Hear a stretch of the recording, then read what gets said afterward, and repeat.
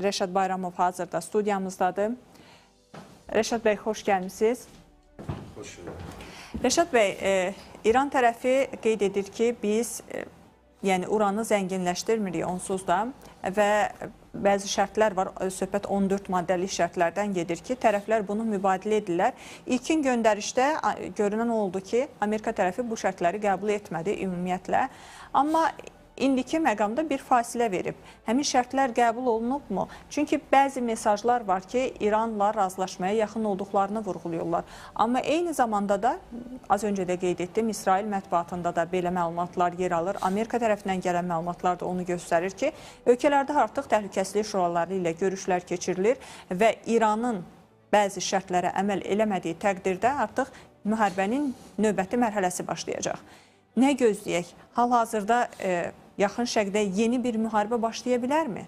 Əvvəla ondan başlayaq ki, İran tərəfi son 2 həftədə təqribən 5-ci dəfədir ki, konkret təkliflər paketi ilə çıxış eləyir. Yəni, İslamabad üzərindən bu və ya digər şəkildə hər dəfə, belə deyək, Amerika Birləşmiş Ştatlarının yox deməsinə rəğmən, yəni daha çox güzəşt tələb etməsinə rəğmən, İran tərəfi də müəyyən, belə deyək, düzəlişlərlə özünün yeni təkliflərini digər tərəfə çatdırır və təbii ki, biz hər o təkliflər paketinə nəzər salanda görürük ki, müəyyən yumşalma var əslində prinsip etibarilə İran tərəfindən. Çünki İran maksimum şəkildə yeni hərbi əməliyyatlardan qaçmağa çalışır. Bu da təbiidir əslində. Çünki İranın, ABŞ və İsrailin birgə hərbi əməliyyatlarına qarşı duruş gətirmək ehtimalları kifayət qədər aşağıdır. Bu 40 günlük müharibədə də biz gördük, faktiki olaraq olduqca böyük itkilər verdi İran tərəfi. Amma məsələ burasındadır ki, İran bugün Amerika Birləşmiş Ştatları ilə birbaşa üz-üzə hərbi əməliyyatlardan daha çox uzun illər ərzində asimetrik təzyiq vasitələri, asimetrik müharibəyə hazırlaşıb. Və faktiki olaraq əvvəldən də dediyi kimi ilk zərbələrdən etibarən Körfəz ölkələrini hədəf almağa başladı. Amerika Birləşmiş Ştatlarının həmin ölkələrdəki hərbi bazalarını hədəf almaq və son mesajları da bundan ibarətdir ki, bu areal genişlənə bilər. Təbii ki, baxın, bu hər iki tərəfin əslində ritorikasında biz belə deyək, təhdid elementlərini görürük. Yəni, Trumpın 2-3 gün bundan qabaq İran bilir ki, onu nə gözləyir kimi açıqlamaları, onun ardınca İran tərəfinin müharibənin arealı genişlənəcək kimi bəyanatlarla çıxış etməsi onu göstərir ki, tərəflər bu və digər şəkildə bir-birinə təzyiq göstərməkdə davam edirlər hələ ki. Amerika Birləşmiş Ştatları artıq, belə deyək, son bir həftədə 3-cü dəfədir ki, bu və digər şəkildə təhlükəsizlik Şurasının faktiki olaraq iclasını keçirir və Müdafiə Nazirliyinin iştirakı, Kəşfiyyat qrupunun nümayəndələrinin iştirakı ilə görüşlər keçirilir və hər görüşdən sonra da bir maraqlı açıqlama verilir ki, masada hərbi hansı istiqamətlərdən və hansı formada hərbi əməliyyatların davam etdirilməsi ilə bağlı məsələlər müzakirə olundu. Amma biz bu müzakirələr nəticəsində faktiki olaraq yeni hərbi əməliyyatlara başlamağı da görmürük hələ ki. Bu o deməkdir ki, bu və digər şəkildə Amerika Birləşmiş Ştatları da əslində yeni hərbi əməliyyatlarda maraqlı deyil. Yəni, ABŞ-ın da vəziyyəti prinsipcə başa düşüləndir. Çünki birinci ölkədə seçki ilidir və bu və digər şəkildə seçki ilində müharibənin davam etdirilməsi daxili auditoriyada istər-istəməz negativ formalaşdırır. İkincisi, Amerika Birləşmiş Ştatlarının özünün region maraqları məsələsi var.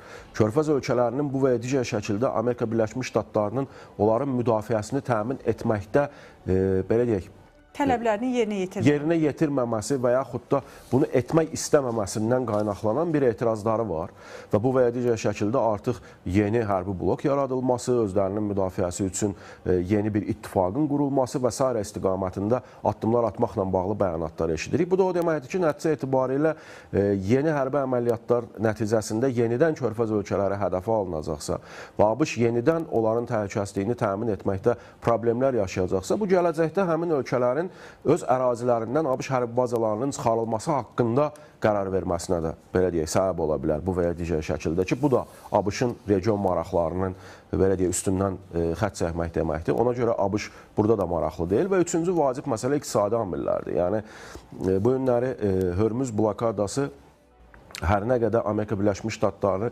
birbaşa oradan bu və ya digər şəkildə enerji məhsulları bazara çıxartmır, enerji məhsulları almır. Amma bütün bunlara baxmayaraq dünya bazarında neft qiymətlərinin fantastik olaraq qalxması nəticə etibarilə digər məhsulların istehsal xərclərinin artması hesabına digər məhsulların qiymətini artırır ki, bu da Amerika Birləşmiş Ştatlarının özünə də bu və ya digər şəkildə təsir eləyir. Yəni son olaraq elə 40 günlük müharibədən sonra neft qiymətlərinin artması fonunda ABŞ daxilində bu və ya digər məhsulların qiymətlərində 15-20% artımın olması və yaxud da enerji məhsullarının, dizel yanacağı, benzinin qiymətində 39%-ə yaxın artımın olması seçki ilində Amerika Birləşmiş Ştatlarının heç bir halda marağında deyil. Amma ABŞ heç nə əldə etmədən bu gün oradan çəkilməsi də faktiki olaraq yenə də daxili auditoriyada onda bu müharibə nəyə lazım idi, bu qədər milyardlar niyə xərcləndi kimi sualların ortaya çıxmasına yatıb çıxır. Ona görə də nəsə əldə edərək ayrılmaq istəyir. Nəsə əldə etməyin də birinci prioritet masaya yatırdığı məsələ nüvə razılaşmasıdır. Amma nüvə razılaşmasında tərəflərin hər ikisinin bu və ya digər şəkildə ortaya qoyduqları mövqe faktiki olaraq razılaşma məkanını daraldır. Yəni, baxın, ABŞ ümumiyyətlə nüvə obyektlərinin tamamilə sökülməsi və yaxud da 20 il müddətə bloklanması və s. ilə bağlı tələblə çıxış eləyir. İran tərəfi isə nüvənin, uranın dinc məqsədlər üçün saflaşdırılmasının ölkənin suveren hüququ olduğunu və bunun ölkənin iqtisadi baxımından və digər baxımdan lazım olduğunu bəyan eləyərək faktiki olaraq bunu davam etdirmək istəyir. Təbii ki, burada hər iki tərəfin nüvədən əlavə ortaya qoyduğu digər şərtlər də var. Amerika Birləşmiş Ştatları İranın bütün proksi qüvvələrinə dəstəkdən imtina etməsi məsələsini qaldırır. İran tərəfi Körfəz ölkələrindən hərbi bazaların çıxarılması, dondurulmuş aktivlərin bərpa olunması, sanksiyaların yumşaldılması, hətta dəymiş ziyana görə Amerika Birləşmiş Ştatlarının təzminat ödəməli olması ilə bağlı məsələlər ortaya qoyulur. Çünki bir müddət, bir neçə gün əvvəl belə bir iddialar irəli sürüldü ki, sonra təkzib olundu ki, bəs sanksiyaların bəziləri artıq aradan qaldırılıb. Müəyyən belə bir şərtlərlə müəyyən razılığa gəlmək mümkündürmü ki, dondurulmuş müharibə davam etsin və hansı ki, müəyyən seçkilər, müəyyən prosedurlar yerinə yetirildikdən sonra yenidən Amerika öz əməliyyatlarını yaxın şərqdə həyata keçirsin? Baxın, hər iki tərəfin bu və digər şəkildə faktiki olaraq danışıqlardan imtina mövqeyi ortaya qoysa, yəni kompromisdən imtina, danışıqlardan imtina deməyək, çünki danışıqlar bu və digər şəkildə davam etdirilir. Siz də bayaq dediniz, Trump özü də deyib, dünən axşam saatlarında Lee Vance də bəyanatla çıxış elədi ki, belə deyək, danışıqlar gedir və hansısa ortaq məxrəcə gəlmək imkanları var, amma bunları biz indi açmaq istəmirik, çünki bu danışıqların belə gedişatı ilə bağlı məlumat verəndə sonra qərar qəbul etmək çətinləşir. Bu demək ki, bu və digər şəkildə diplomatik kanallar hələ açıqdır. Bu sərt ritorika və s. isə sadəcə olaraq təzyiqə hesablanan məsələlərdir. Yəni, Təhlükəsizlik Şurasının iclasını keçidib, onu qapalı eləyib, heç kim bilməsin, bilməməsi kimi də bir hal ola bilərdi. Amma iclas keçirilir və mətbuata dərhal məlumat ötürülür, sızdırılır ki, hərbi belə deyək, yeni hərbi əməliyyatlar masadadır. Bu faktiki olaraq İranı daha çox güzəştə məcbur etməyə hesaplanan məsələdir. Gözləntilərlə bağlı qeyd edeyim. Yəni, zənnimcə biz həm Çinin, belə deyək, İran rəsmilərinin Çinə səfəri, onun ardınca Trumpın Çinə səfəri, orada Hörmüzlə bağlı və yaxud da İran böhranı ilə bağlı bu və ya digər şəkildə danışıqların aparılması və hansısa ortaq mövqenin sərgilənməsi onu deməyə əsas verir ki, hələ də belə deyək, hərbi əməliyyatlara başlamamaq ehtimalı var. Yəni, Çinin də proseslərə qatılması ilə, misal üçün, saflaşdırılmış, hal-hazırda İranın əlində olan saflaşdırılmış uranın üçüncü hansısa ölkəyə təhvil verilməsi fonunda İran tərəfi Hörmüz blokadasını götürür. Amerika Birləşmiş Ştatları da İran üçün olduqca vacib olan dəniz blokadasından imtina eləyir ki, bunların hər ikisi İlk növbədə Çinin marağındadır, çünki Hörmüzdən və ümumiyyətlə Körfəzdən çıxan məhsulların böyük həcmdə alıcısı məhz Çindir və İrana təsir imkanları da var bu və ya digər şəkildə. Yəni, bu ortaq məxrəcə gəlinsə, yəni saflaşdırılmış uranın verilməsi, blokadaların götürülməsi ilə bağlı ümumi razılıq əldə olunsa, burada sonraki mərhələdə uzun müddətli nüvə proqramı ilə bağlı danışıqlar mümkündür. Yəni, münaqişə dondurulur, uzun müddətli bir danışıqlar dövrü başlayır, amma yeni eskalasiyaya keçməməsi üçün tərəflərin hər ikisi müəyyən addım atır. Bu zaman nə baş verir? Bu zaman hər iki tərəf bu və ya digər şəkildə özünü qalib hesab eləyərək proseslərdən belə deyək, əldə etdikləri şərtlərlə çəkilə bilər. Yəni İran deyəcək ki, biz məcbur etdik Amerika Birləşmiş Ştatları dəniz blokadasını götürdü. ABŞ da deyəcək ki, biz məcbur etdik, onlar əllərində olan saflaşdırılmış uranı təhvil verdilər. Yəni bu indiki mərhələdə prinsipcə hər iki tərəfin maraqlarına cavab verən ortaq bir mövqedir. Amma yenə deyirəm, buna nə qədər nail olunacaq? Bu təbii ki, bu və digər şəkildə bundan sonraki bir 10-15 gün ərzində danışıqlardan və sairədən asılı olacaq. Yəni bu gün daxildə bayaq qeyd etdiniz, Senat tərəfindən də bu və digər şəkildə... Elə ona toxunmaq istərdim. Belə bir məqamda Senat tərəfindən qətnamə qəbul edilib və əməliyyatlara son qoymağa əmr edir həmin qətnamə. Yəni Senatın qərarı faktiki olaraq simvolik qərardır. Yəni bu və digər şəkildə Amerika Birləşmiş Ştatları prezidentinin müharibəyə başlayırsa Senatdan və Konqresdən bu və digər şəkildə dəstək alması, məsələni onların razılığı ilə həyata keçirməsi lazımdır. Yeni hərbi əməliyyatlara başlamaq üçün razılığa ehtiyacı yoxdur. O baxımdan Konqresin qərarı faktiki olaraq simvolik qərardır, amma həm də belə deyək, Trumpa təzyiq göstərmək üçün bir qərardır. Söhbət müharibənin bitməsindən getmir. Söhbət Amerika Birləşmiş Ştatları prezidentini Konqreslə hesablaşmağa məcbur etməkdən gedir. O baxımdan həmin qərar qəbul olunub. Təbii ki, bu və digər şəkildə daxili auditoriya üçün hansısa mesajları verir həmin qərarın qəbulu. Amma bu Trumpdır və bu və digər şəkildə məqsədə yönlü hesab etsə ki, yox, hərbi əməliyyatlar başlamalıdır. O zaman Konqresin qərarı və sairəni də gözləmədən bu addımları atacaq. Digər bir tərəf var. İranın əməliyyatları davam etdirməsi üçün onun, belə desək, tərəfdaşları Rusiya və Çin idi. Bugün Çindən bir açıqlama gəldi. Az öncə qeyd etdiniz, Trump Çinə səfər etdi və bundan sonra müəyyən mövqe nümayiş etdirməyə başladılar. Və Çindən bir reaksiya gözlənirdi ki, orada nə razılığa gəldi, konkret nələr əldə olundu, nələr danışıldı. Çindən açıqlama gəlib ki, İran, yaxın şərqdə baş verənlər, Körfəzdə yaşananlar ümumiyyətlə iqtisadiyyata, qlobal ticarətə, dünya iqtisadiyyatına təsir göstərir və buna görə də müharibə dayandırılmalıdır. Bu çağırışı necə oxuyaq? Danışıqlarda əslində nələr əldə olunub? Trumpla Xi Jinping arasında müəyyən razılaşma varmı və bu hansı yöndə ola bilər? İlk nömrədə razılaşmanın əsas şərti ondan ibarət idi ki, Çin tərəfi bu və digər şəkildə İrana hərbi texnika və müharibənin davam etdirilməsi üçün imkanları yaratmır.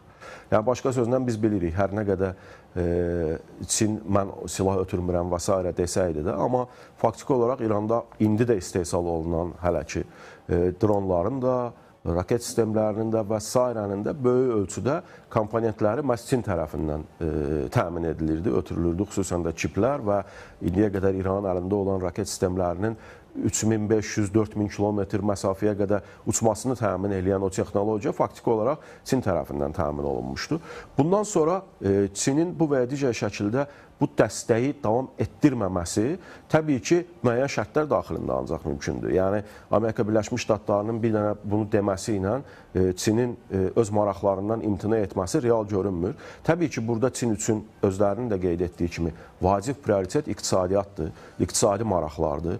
Venezuela neftindən böyük ölçüdə bloklandığından sonra artıq Çinə belə deyək, ixracı dayandırıldıqdan sonra Körfəz ölkələrinin də dəniz blokadası səbəbi ilə neft məhsullarının Çinə çatmaması Çin iqtisadiyyatı üçün təbii ki, böyük itkidir. O baxımdan burada əgər bu və ya digər şəkildə razılıq olubsa da, bu razılığın əsas şərti ondan ibarət olub ki, biz İrana dəstəkdən belə deyək, imtina eləyirik, hərbi dəstəkdən imtina eləyirik.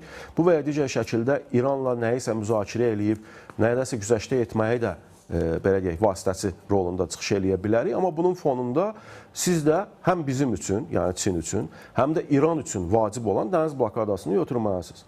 Çünki dəniz blokadası İranın bütün ixrac əməliyyatlarını faktiki olaraq bloklayır və bundan da əziyyət çəkən həm də Çin olur deyənə. Düşünürəm ki, danışıqlar masasında tərəflərin bu və ya digər şəkildə razılığa gəldikləri məsələ ancaq bu istiqamətdə ola bilər. Və yenə deyirəm, düşünürəm ki, hələ heç nə bitməyib, hələ bu və ya digər şəkildə razılığa gəlmək imkanları var və indiki mərhələdə atəşkəs də faktiki olaraq belə deyək, donmuş eskalasiya mərhələsi kimi qiymətləndirilsə daha düzgün olar.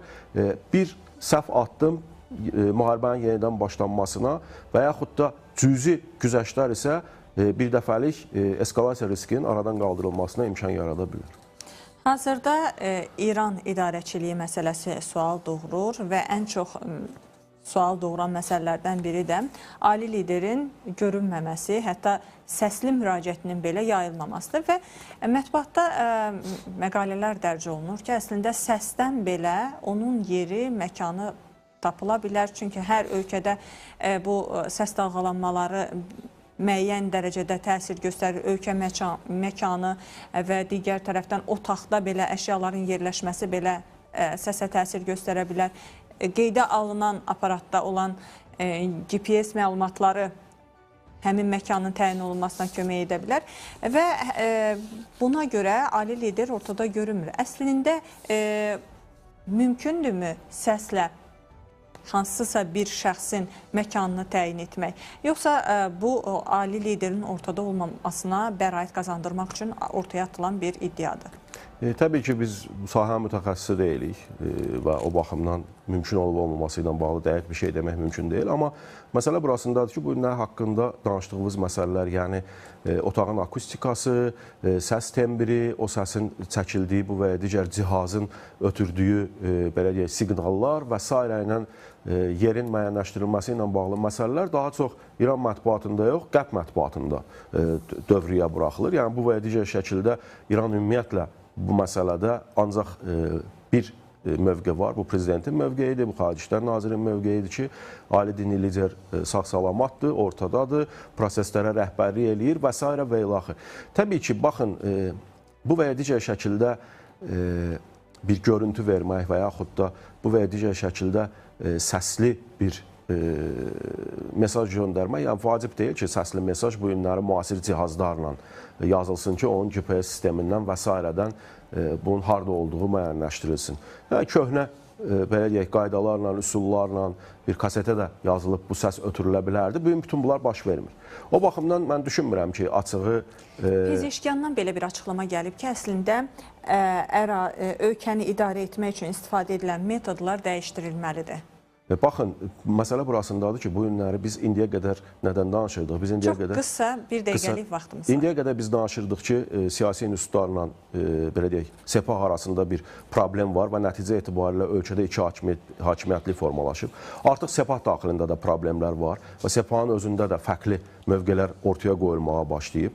Nəticə etibarilə ali dini liderində bu və ya digər şəkildə faktiki olaraq ortada görünməməsi, səs mesajı verməməsi və s. hansı ki, insanları ruhlandıra bilərdi müharibə dövründə. Bunların da baş verməməsi onu göstərir ki, əslində vəziyyət İranda vahid idarəçilik məsələsi gündəmdə deyil, yoxdur və faktiki olaraq bu iki hakimiyyətlik dövrü olduğu üçün də Amerika Birləşmiş Ştatlarının da kimlə danışıq aparmasında ortada problemlər var. Balaca güzəştə etmək istəyən xain elan olunur və nəticə etibarilə də proses bu qədər uzanır. Təşəkkür edirik Mən təşəkkür edirəm. müzakirələrə, studiyamıza gəldiyinizə